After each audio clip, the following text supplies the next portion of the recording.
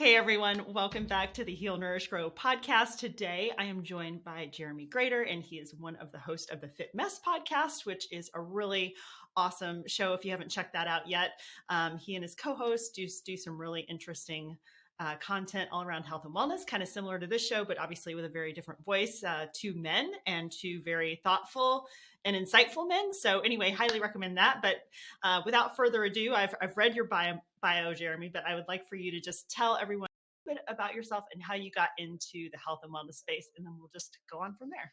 Yeah, I've been a professional broadcaster and podcaster for the better part of 20 years or so. Most of that time was in sort of commercial radio, running news programs, things like that. But in the early 2000s, when podcasting started coming around, my brother, who was always a fan of radio, wanted to do a show, so we started doing that. And that show for a long time was he and I drinking, telling stupid story, like just sharing the the funnier parts of a very unhealthy lifestyle. That lasted way too long. And then eventually I was forced to make some health changes, and that didn't fit with that program anymore. So it was over the course of sort of changing my life through an injury that happened, and some physical therapy, and just some different ideas, that I met my new co-host Zach. He was a couple years ahead of me on his wellness journey, and he ended up sort of sharing some of what he learned along the way. And in the having the conversations we were having, we realized, there's a lot of guys out there that could use this information, that maybe don't know where to ask, don't know where to go, don't know who they can trust, to be vulnerable and share the hard parts of getting better. And so we decided to launch this podcast, The Fit Mess, and really just share that this is a struggle. This is something that there really is no destination. You can have a lot of goals along the way, but it's all about implementing new habits, changing your lifestyle, and just constantly every day doing a little bit better than you did yesterday.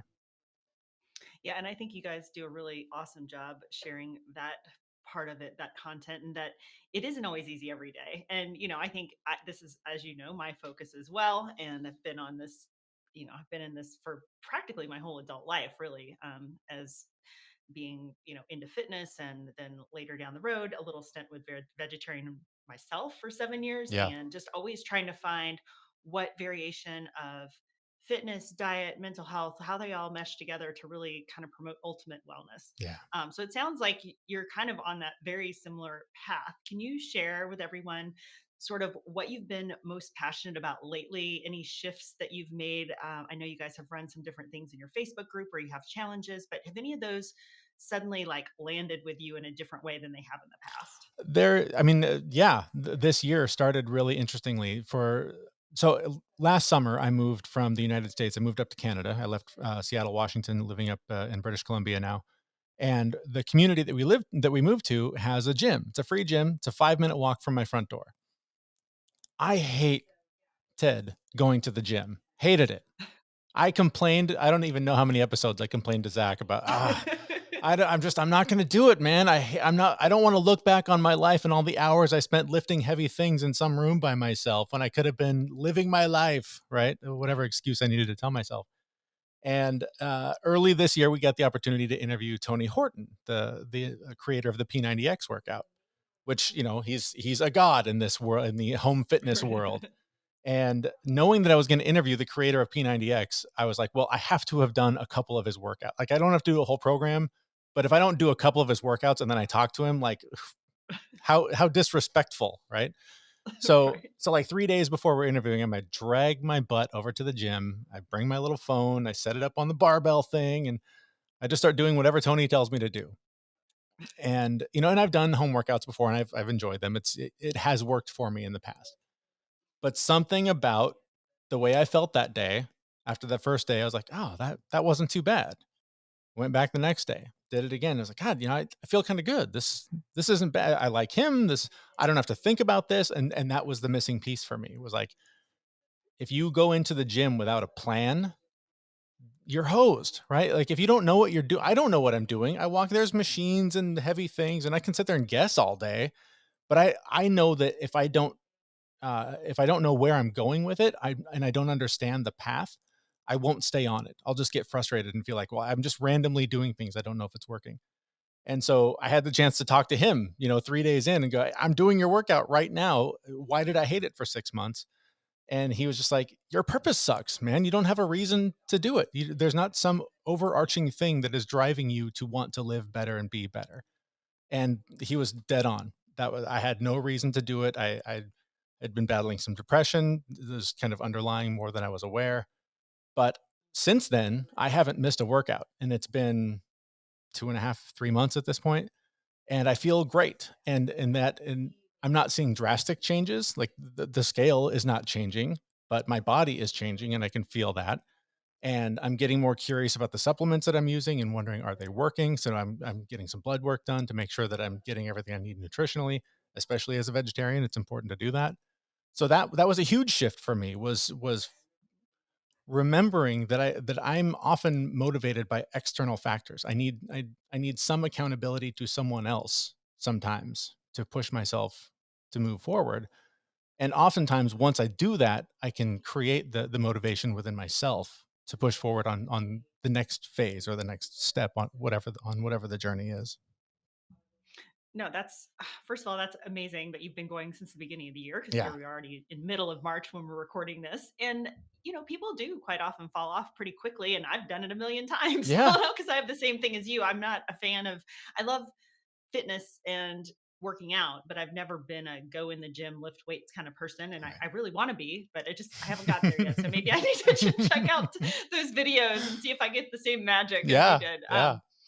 But I think that the very actionable or the very takeaway thing that you said there is that, finding your purpose or finding your reason Mhm. for working out or making these changes is often a big part of that. And that's what I always talk about, finding your why. And it sounds very cliche, but I think it's really, a huge part of being able to stay consistent with this stuff, whether it's your diet or your workout or, you know, meditation, everything Yeah. basically. I think, and finding your why, like you said, it is kind of cliche at this point. We've all heard it. And I've been saying, on this show for however long, yeah, you got to find a why. I didn't have one. I've got two beautiful kids that I should want to live a long, happy life for. I've got a wife that I should want to stick around for as long as possible. But, when contrasting going and spending an hour in the gym with sitting on my butt at home, which sounds more immediately rewarding, right? Like I don't want to go do that. That sounds awful. That doesn't sound fun. But we talk all the time on the show about how so many people are sitting there waiting for the motivation. I'm just trying to get motivated to go to the gym on Monday. I'm just trying to get motivated to start a new. I'm just gonna on Monday I'm gonna eat better and whatever. But the motivation never magically comes. It doesn't just show up on your door one day and say, "Hey, let's go. I'm here. Let's go to the gym." That's what you need a friend for. That's what you need, whatever external thing that you can find. But or maybe you need to just be your own parent and stand up and say, you need to do this now. It's not going to be fun. Sometimes times are hard and you have to push through them, but that's when the growth happens. Like Ryan Holiday says, the obstacle is the way. You have to do hard things if you want to grow and you want to get better. So that's what we're all about right now, is just really trying to encourage people to stop waiting for motivation, because it will not come. You have to make it with your bare hands, and sometimes your knuckles are going to get bloody doing it, but you have to make it yourself, because it's not showing up on a horse to save the day. Yeah, didn't you guys post? And maybe it was. I'm pretty sure it was you, or maybe it was somebody else. But it was a quote about motivation, and it was something to the effect of, you know, motivation doesn't exist. It's all about just doing it or being consistent or something like that. Was that you guys, or did I see that Yeah, I mean, somewhere else? we've been posting a lot about that lately, because that's something that we're both just so passionate about right now. Is there's so many like, even as a business, our show, there's things that we're trying to do, and we keep trying to perfect them and come up with the best way to present it before we launch it. And we both keep telling each other we need to just launch this sloppy product and just put it out there and let it suck and then get better at it. Like, it's okay. This whole show, like so much of what we do, we sit around waiting for perfection, waiting for the best time, waiting for whatever perfect collision of things that's going to make life happen just right.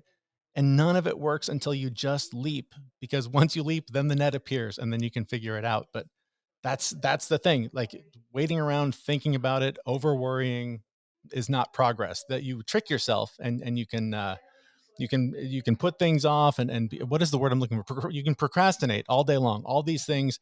Setting up your desk at home is going to be just right to make your job perfect the way, or you can just dive in and do it, right? Like you can get so caught up in the procrastination tools and finding just the right app that has the right to-do list and all of the things. None of it really matters until you dive in and do the work. No, that's such great advice, and I couldn't agree with you more on the comment, because I used to have a yoga teacher that one of his great pieces of advice was show up and suck. Yes. It's like but Yes. you have to show up. That's the Yes. first thing. You got to just show up. So Yeah, absolutely. I I'm love that. stealing that. That's fantastic. I'm using You can totally, yeah, totally use it. that. New tagline for the Fit Mess: show up and suck. I love that so So much. since we talked about your diet a little bit, and part of your journey that I think was in your bio is that you lost something like 70 pounds, which is really amazing. And you kind of alluded to a time where you were maybe off the rails a little too much with your fun Yes. lifestyle. Yes. So what was it that kind of made that shift for you, where you woke up one day and you're like, I need to feel better? And I know you've struggled with some mental health stuff in the past, as Mhm. many of us have. Same here, and I've shared some about that before. um, but what made that shift, and then what was it about losing the weight and then onto sort of vegetarianism a little later? How did that all tie together, and what made you decide to go that particular route with Sure. it? So I've actually been a vegetarian since I was probably 20. Um, and so, 25 years I've been doing this. Um, so that wasn't really anything new. That was just sort of a thing where I just, I have a thing. I love animals, and I just have a hard time eating something that I could be walking in the field with or whatever. It's just a weird moral thing for me.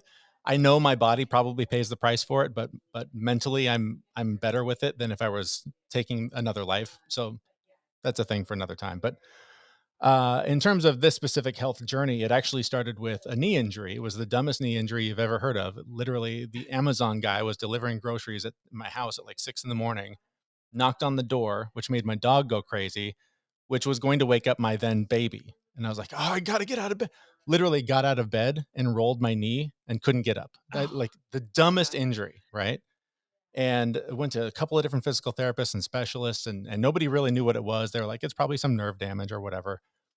Ended up in a physical therapist's office who was looking at my knees in general. And I was giving her, my family history. My mom has had her knees replaced.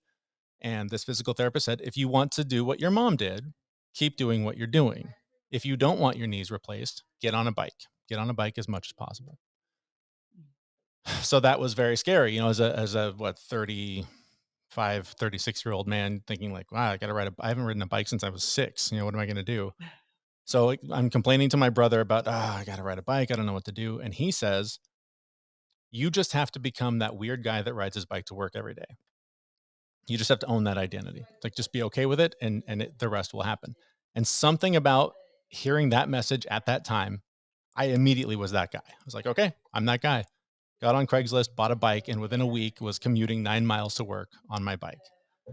And when I was riding the bike, I was terrified. I had no idea what I was doing. But there was something about being in the moment on that bike, and knowing that if I don't pay attention to what I'm doing very closely right now, I'm going to die or get really hurt.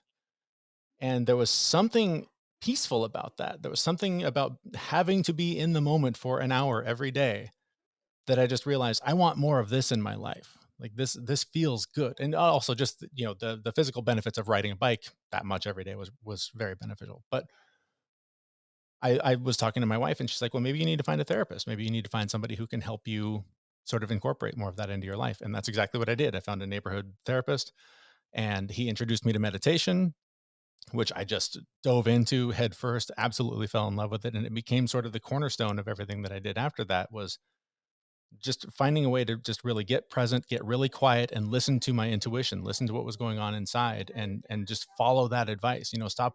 Stop worrying what everyone else was doing, and stop worrying about what was working and what wasn't, because there's so much conflicting information about everything, that the more I just got quiet, the more I was able to let conflict at work go away. I was able to be more at peace at home.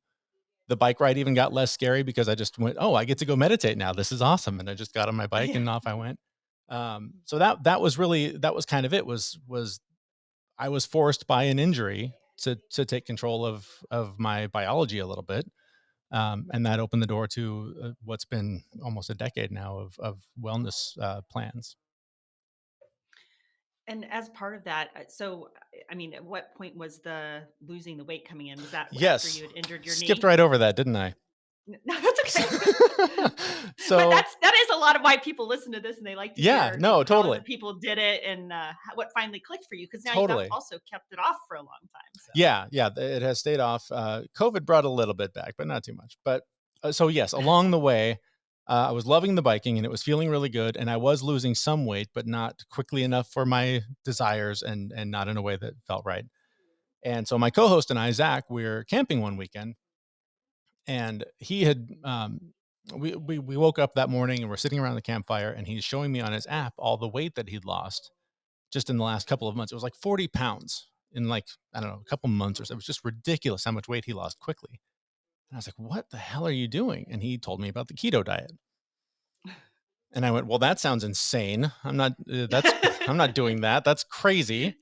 So Well, especially when you're when vegetarian, you're it's more vegetarian, like, how do challenging. I even, that doesn't even compute. So I went, okay, well, I'm going to modify this in a way that works for me. And I went home and I said, I'm just going to limit myself to 100 grams of carbs a day. I'm just going to start there, see what that does. And it started to work. It was the weirdest thing, but the weight started to fall off, and I was like, okay, I'm gonna drop it down to 50 and see what that does. Dropped it, and I was eating just tons of just like healthy fats, tons of protein, and there was this weird mental shift that happened a couple of months in, because I also then incorporated intermittent fasting. So I was doing 16-hour fasts. The last hour of my fast was an hour-long workout, and then I would eat once, maybe twice a day if I was really hungry. But I was eating, tons of calories because I would have one or two big meals. But the weirdest thing would happen is that, I would be at work, and it was a typical office environment where you walk by and there's always donuts or cookies or chips or something out, or somebody's always offering you some junk that they brought from home. And I kept noticing that I would walk by it, and it didn't even register as food anymore. Like, it might as well have been office supplies. It's like, I'm not even tempted because it doesn't even register as food in my head anymore. And from there, I mean, yeah, the weight just flew off. It was, I don't even know how many months it took, just a few months, but yeah, like 70 pounds just melted away because of the fasting, the modified, and I should say, I didn't eat meat. So I relied heavily on the processed fake, chicken, the fake meat stuff. So I wouldn't do it the same way again, knowing what I know now about those things. I would if it was like, hey, you need to drop 30 pounds or you're gonna die. Like, if that's what it took. But of course, Mhm. if I was in that case, I would probably consider meat anyways, just because you're desperate. Why not?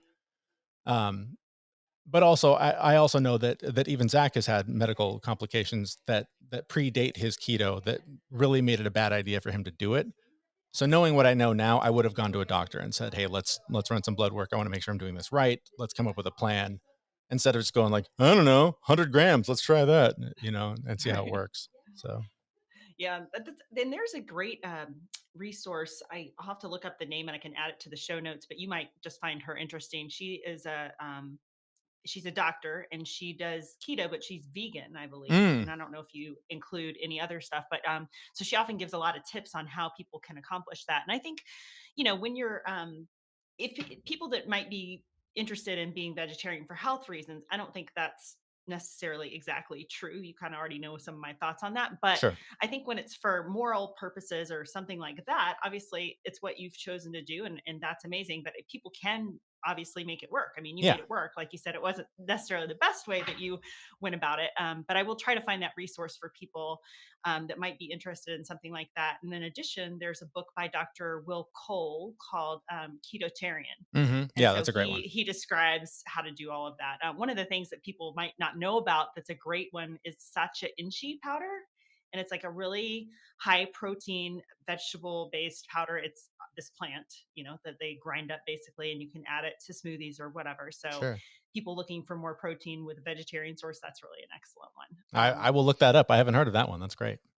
Yeah, it's a little different, but I think I might have actually learned about it from her. Sometime in the last couple of years, it got on my radar where I'd never known about it before either. Wow. Um, when you were eating, so you mentioned how I think it's such an interesting shift when people kind of, because it's your blood sugar balances. So your leptin and ghrelin, your hunger hormones aren't going wild, and like you said, you could just walk by that stuff. But something else you said, like the mental shift. Did you Yeah. notice like for me, having struggled with depression for most of my adult life, when I started eating a lot more healthier fats and just more fats in general, that really caused a huge shift in my mental health. I really had felt as good that way as I had. And I think it was maybe the lack of fats for so long that was a problem. What was your experience like with that? Did you notice any changes, or did you, I have mean, any shifts in the mental state? the brain fog that people talk about all the time that goes away, that was magical. I mean, it just lifted. I definitely had way more energy every day. I was also it's hard to say if all of that led to an improvement in my mental health, or if it was the fact that I was really excited about something, because I was Mhm. biohacking, right? I was like, "Oh, I just learned about this. This is going to be awesome." And so when you have stuff that you're excited about, it's a little bit easier to keep the demons quiet.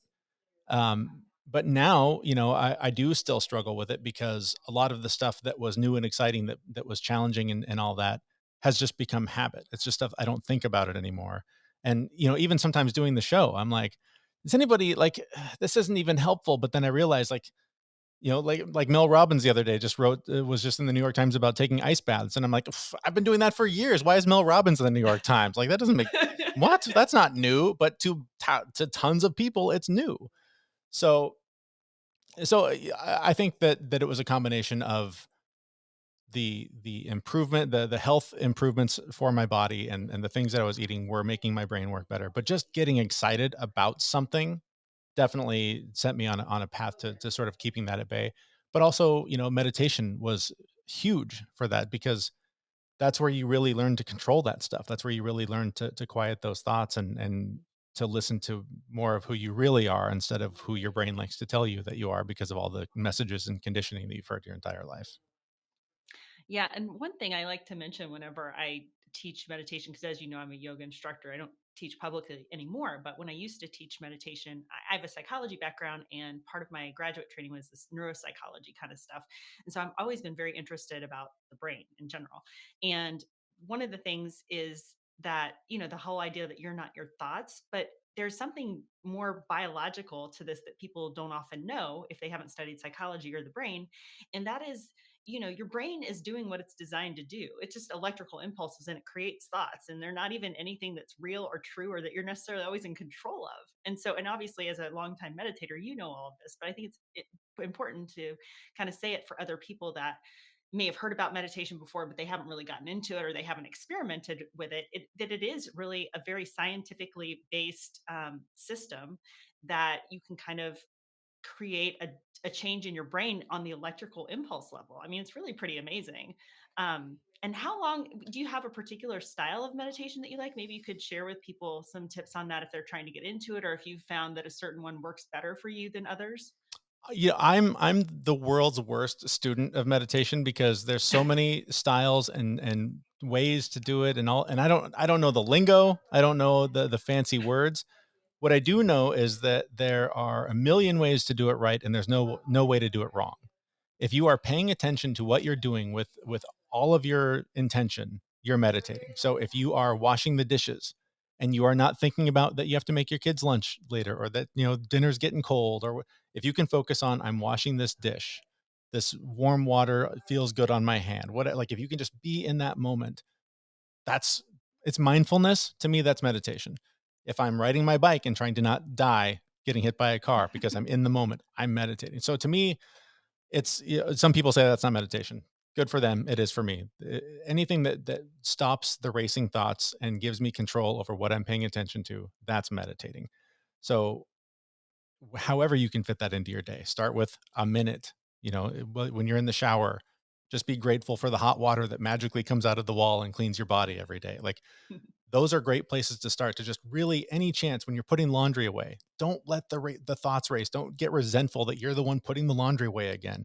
Don't be resentful that you're the one taking the garbage out again. Be thankful that you have a chance to exist and to get to go outside and take the garbage out. Like, just whatever you can do to just focus on what you're doing now is as close to meditation as maybe you need to get. And maybe that opens a door, and suddenly you're sitting on a cushion one morning and you're doing your meditation formally. But anything that just gets the racing thoughts to stop is so beneficial and should be a part of your routine. Yeah, no, and I think the way that you described it is exactly what I would say as well, because I don't really think there is a wrong way. And you're right, though there are a lot of different types that you can do. One that I've never done this, but somebody that I was on a trip with one time was telling me about a Vipassana retreat. Have you ever heard about those? Hmm. Basically, it's like you're quiet, silent for 10 days, Yeah. and I always thought that would Yeah. be so interesting, especially for people like us that talk for their job practically all day. Yeah. But I haven't done anything that extreme. There was I went to a wedding one time, and it was like a yogi family that was they were getting the couple was getting married. And the day of the wedding, I think the wedding was at like 11 or noon or something, but they requested complete, and we were on this they rented the island, right? Like we were the only ones on oh the wow, island, and they requested complete silence until the ceremony. And so for like half the day, like my wife and I couldn't talk in the tent. Like we just, and it's so amazing when you take away the need to fill the void of silence. When you like, you don't have to talk. In fact, you shouldn't. And when you take that away, the things that you pick up, just the sounds that you would normally just blow by because you're so impressed with the thing that you need to say, it's just incredible. So there's definitely benefits to that. One style that I do that I can think of that's like a formal style is like a loving kindness meditation, and it's when you focus on just expressing love to another person, and usually it starts with something harmless like your dog or your kid or someone who you easily love, and you just picture thinking about that person and wishing good things for them and loving things for them, and then trying to graduate that to people that maybe you don't know as well, and then graduate it to people that maybe you're angry with or you have some bitter maybe you have dad issues, and your dad pisses you off, whatever. That's sort of the goal, is to get to a place of teaching yourself compassion through meditation, and loving even your enemies as yourself through this practice. And that's a little bit more advanced for someone who maybe hasn't done it before, but that's one style that I do use occasionally. well, and wouldn't it be wonderful to have a lot more of that in the world right at this particular moment? Yes, yes, It definitely. would be difficult to do that kind of meditation on a specific person I think of right at the moment, but Yeah, it's hard. I mean, it physically can be painful to try and put those walls down and to let those feelings go when there's someone that you have that deep resentment for or something. But it's a great way of healing and trying to let that mm, stuff go. no, absolutely. Well, to go back to I was just wanted to kind of revisit the mental health piece, because part of my goal for the podcast is giving people some concrete ideas, some actionable ideas. And I think we've already had some awesome ones here. The meditation, talking about just, not looking for motivation, just become that person who does the thing and do the thing and don't even worry about motivation, just do it, right? Like the Yeah, whole Nike slogan. yeah. Um, any other thoughts that you have from your personal experience, just things that have helped with mental health? Because I do think this is a topic that people are particularly struggling with right now, Hmm. given that it's 2022 and we're now officially 2 years into this whole crazy pandemic situation. And I've definitely heard from a lot of people, and I've felt it myself, where it's just this low level, constant stress that is very taxing Yeah. mentally. So, given your past experience with dealing with this on and off through the years, anything that you can give to people for concrete advice to try outside of meditation or outside of, I think you mentioned therapy. That's always a good Hmm. one, but Yeah. anything else you can think of? I mean, a couple things come to mind. One is the cliche, make time for yourself. A lot of times when I do get depressed, it stems from overwhelm. I'm taking on too much, or there's just too much going on.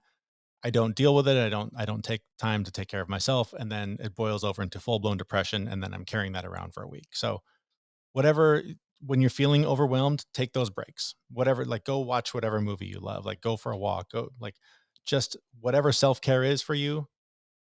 Don't let that go, because that's a big piece of it. The other thing, and this was new to me, maybe it's not to your audience, but I was talking to one of the women that we interviewed on the show. We were talking about depression, and she works with EFT, the emotional freedom technique of the tapping. And it was so interesting, the interview that we did with her, because we were talking about tapping, and in the middle of it there was this throwaway story that she just kind of glossed over really quickly about one of her clients, how they realized that her depression stemmed from a childhood thing that was some unmet need, and that once she realized, oh, I'm not getting enough love from my partner. I'm not whatever the unmet need was. Once they identified it, she was cured. Like never had another episode of depression. Hmm. And there was something about that. And I talked to her about it later because I was so fascinated about the idea. Because when she said that, it took me to my childhood of, there was alcoholism in the house. So there was a lot of just stay quiet, stay out of the way, don't be seen, don't cause a Mm. problem, all this stuff.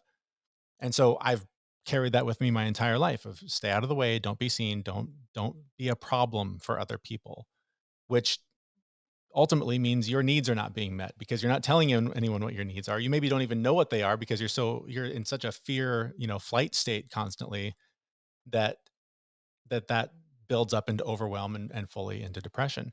And so there have been times since I talked to her about that, and it's not 100%, but many times when I start feeling overwhelmed and I'll realize it's because I've told the kids 16 times to put their shoes on because we need to go. It's because we're late and we have to get out the door and nobody's hearing me say, "Guys, this is how time works. We need to leave."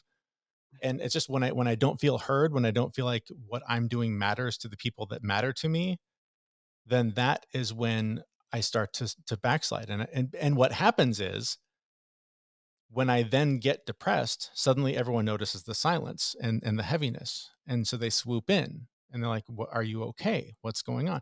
Now suddenly I'm getting attention, which is what the unmet need was. And it's not a logical like, oh, to get attention, I'm going to act all depressed. There's a survival mechanism in my brain that says to get what you need, we're going to shut down now. And so then I shut down and then the attention comes. And then there becomes this weird gray area where I realize I'm getting what I need. So I should be happy. But if I get happy again, then all of a sudden nobody notices me again. And so I better stay here. And again, this is not a logical, like I'm not playing games. It's just this thing that my brain's doing where it's like, you feel better so you can go there, but it's only because you're here that you feel better. So stay right here. And so the more I've become aware of that, the more I can realize I have a need that's not being met. And if I can communicate, I need to be treated this way. I need to be heard. I need to be seen, whatever. Typically, that can resolve it much more quickly than, what I would normally do, which is go hide in a dark room for 3 days until it passes. No, it's real. Excuse me. That's really interesting, and I think that dealing with past trauma is a huge component of a lot of people's depression. And certainly, I would imagine that part of the reason that this is more prevalent during the pandemic is because it's recreating old patterns. It's causing you, because of the stress, to revert to whatever that poor coping mechanism you develop as a child. Yeah. You go back to that. It's like, oh, it's just so ingrained, and that all this stress of this particular time that we're living in, I think is causing a lot of that to come to the surface for people, just because they're in survival mode, as you said. You kind of Yeah. used that phrase, and it's what our brain knows. And so it's interesting to try to like dig a little deeper and see if you can find that. But if you go back to the you did mention this was kind of like as an aside almost to the because you got that nugget of wisdom. But what about the tapping thing? Have you tried Oh, that? Is there yeah. any? Yeah, I've done a few sessions and it's pretty remarkable how the one I did was on Zoom. So you would think this is not going to work at all. And I went into it thinking this is going to be silly. And yeah, you start tapping on your head and you're tapping on your eyebrow and then you're tapping under your nose and then on your chin and on your shoulder, your collarbone, and then your sides. And the whole time you're basically repeating what the practitioner is telling you what to say. And you do it for a few rounds. And it's amazing how I don't know what it is about the electrical impulses that it sends or connects or whatever it is, but I transported back to being a kid in a vulnerable state and was able to sort of let some of that stuff go. And I've done that through meditation and other things before, so it wasn't completely like a new experience. But the Mhm. fact that I did it through this, somewhat, it felt kind of hokey to do it, right?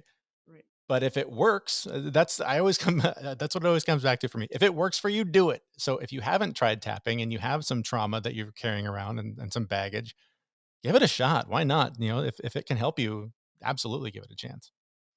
Yeah, no, and now I'm gonna have to. I haven't listened to that episode yet, so I'm gonna have to go to that one Oh, and see if what I can find out about that. So before we go, can you? So we mentioned your podcast, yes. and I know that you guys have been.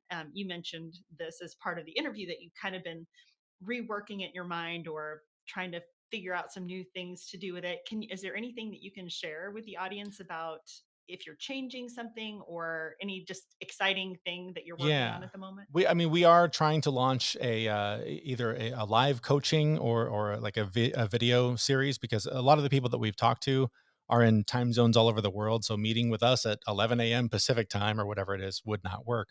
But we want to get a little bit more hands on with our listeners, because we hear from them a lot that they appreciate our perspective, especially when it comes to things like mindset and having those things where you can make that shift, because you can tell yourself for 10, 20 years that you're going to get this under control and you're going to go to the gym and whatever. But we hear from people that they want to learn a little bit more hands on from us, how we get to the gym every morning, like things that, again, that seem simple, but Mhm. when you have a hard time doing them, learning from someone else who does it every day, even if they're only a couple steps ahead of you, can be really beneficial. So we will be launching, I believe, in the next couple of weeks, if we really get motivated, either a live No course. motivation. Yeah, exactly. We got to create the motivate. I'm creating it by making the landing pages and all the things, but that should be available very shortly, if it's not already. Awesome. And of course, this will all be in the show notes, but can you talk about where people most easily find you? I love your Facebook group, so that link will Oh, that's definitely very be in the nice. show notes. You're the one. But No, what, I'm just kidding. but can you share what your most active social channels are and how people can most easily reach you? Yeah, I mean, definitely our Facebook group is a great place to go. You can find all the links on our website, thefitmess.com. In all the show notes and everything, you're going to find the links to the groups and all the things that we do, and all of our sponsors and all of that. So thefitmess.com is going to be the best place to find us. Okay, awesome. Well, I look forward to your new coaching formats, and people are agreeing to be recorded for that. Is that true? And No, no, is no. that We how it's haven't going we to haven't go? gotten to that point. It's We going to be just separate. Yeah, yeah. We're not recorded, but just words of wisdom from a couple of guys who've maybe taken a couple more steps than you. Yeah, interesting. Well, I Yeah, think it would be if somebody would agree to share their episodes. It'd kind of be interesting to put that out there so people could hear totally. coaching kind of Yeah, live and how it goes. But I'll be listening for that as awesome. well. Should everybody that's listening to this interview. And I just want to thank you for sharing all your wonderful experience and insights and tips for people to get healthier. Any final words or things we forgot to Just talk about? thank you so much for the opportunity. It's always fun talking to you, and keep up the Yeah. great work yourself. Thanks. Been great to have you. Thanks.